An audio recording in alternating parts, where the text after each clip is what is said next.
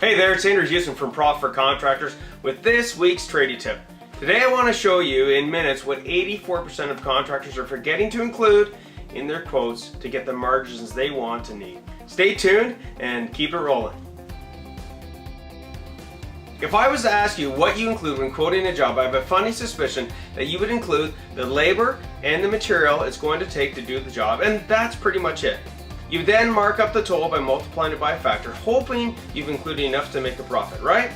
This is how I used to do it until I lost my shirt on a couple of jobs. If this is the approach you're taking, there is a big expense you're not factoring in.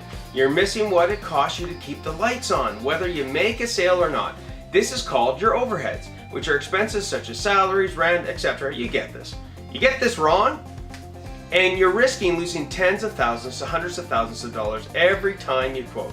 You'll get to the end of the year and you'll never make the desired profits you want or deserve. And without a proven process, you'll never be able to get off your hands, quoting and get quoting into your team's hands and get it done the right way. And the biggest problem is you won't know what margin to put on your quotes. Sound familiar? Well, getting this right has been a game changer for contractors. Christian from Millstrong Cabinets and Construction is saving hundreds of thousands of dollars on future quotes by getting this right. Within the next few minutes, you're going to get the same insights as he's got. So how do you know what your margin needs to be when quoting? Well, we need to do some easy math that everyone can understand. You need to calculate what I call is your break-even margin.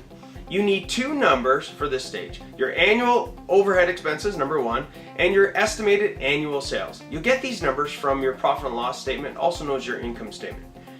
Your break-even margin is equal to your annual overhead expenses divided by your estimated annual sales. Let's do an example. If your annual overhead was $250,000 and your estimated annual sales was $1 million, your break-even margin would be 25%. If you have these two numbers, pause the video, grab a calculator, and see for yourself what your break-even margin is. So, if your numbers were the same as the example I just did, any job you quote, below 25% would mean you're losing profits because you're not even covering those overhead expenses. Now, we can't stop here because we have yet to include the annual profit we want to make.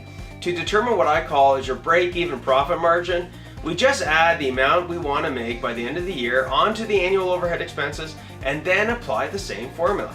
Just like that. So let's say that at the end of the year, after paying yourself and all your overhead expenses, that you want to make $100,000 in profit. With the example that we just covered off, you just add $100,000 to the $250,000. So now we got $350,000 divided by the $1 million, which is our annual sales, and bam, our profit break-even margin is 35%. Now this is only one of the key insights out of 5 that you need to understand when quoting. And don't apply what we just covered when pricing before you learn, number 1, the difference between markup and margin. Number 2, how to use what we covered today to set budgets per department. Number 3, how to determine what you need to bill out daily to hit your profit targets based upon your crew size. And number 4, how to account for fluctuations in sales. We will be covering all of this on a webinar that's coming up. Just click the link below to get your spot, as there's limited seats and it's on a first-come basis. When you register, you'll get this killer tool called the markup to margin converter that you can use right away to gain an extra 4% on your quotes.